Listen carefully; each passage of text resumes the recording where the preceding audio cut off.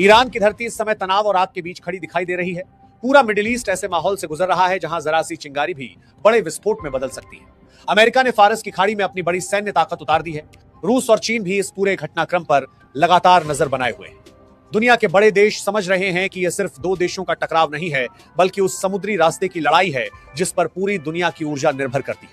अगर यह तनाव और बढ़ गया तो इसका असर सिर्फ युद्ध तक सीमित नहीं रहेगा, बल्कि दुनिया की अर्थव्यवस्था भी हिल सकती है। चलिए पूरी अपडेट को समझते हैं, लेकिन आगे बढ़ने से पहले इस वीडियो को एक लाइक करके चैनल को सब्सक्राइब जरूर कर लीजिए, क्योंकि हम आपके लिए हर रोज ऐसी ही खबरों का विश्लेषण लाते हैं। दरअसल फारस की खाड़ी के पास एक बहुत अहम समुद्री रास्ता है जिसे स्ट्रेट ऑफ हॉर्मोज कहा जाता है।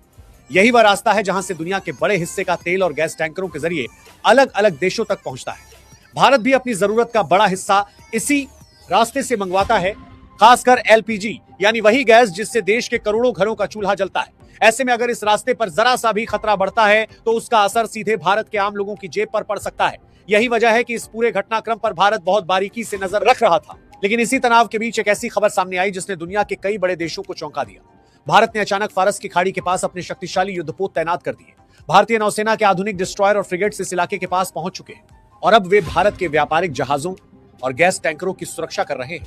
यह कोई सामान्य कदम नहीं माना जा रहा, बल्कि इसे एक साफ संदेश के तौर पर देखा जा रहा है कि भारत अपने आर्थिक हितों की रक्षा के लिए अब सीधे कदम उठाने से पीछे नहीं हटेगा।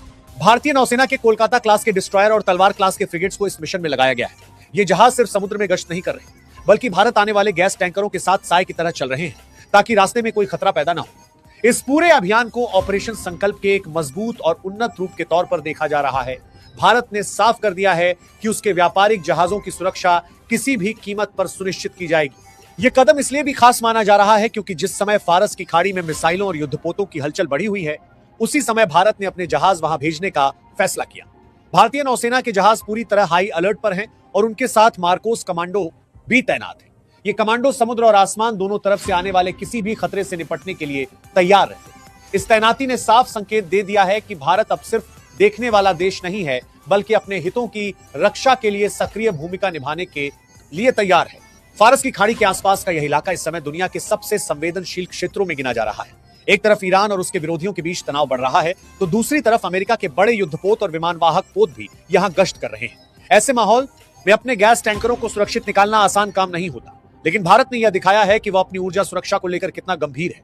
यही वजह है कि भारतीय नौसेना की यह तैनाती अब पूरी दुनिया का ध्यान अपनी ओर खींच रही है। अगर आपको ये जानकारी उपयोगी लगी हो तो वीडियो को लाइक करें, अपने दोस्तों के साथ शेयर करें और ऐसे ही सरल और सच्ची जानकारी के लिए चैनल को सब्सक्राइब करना न भूलें। जय श्री राम।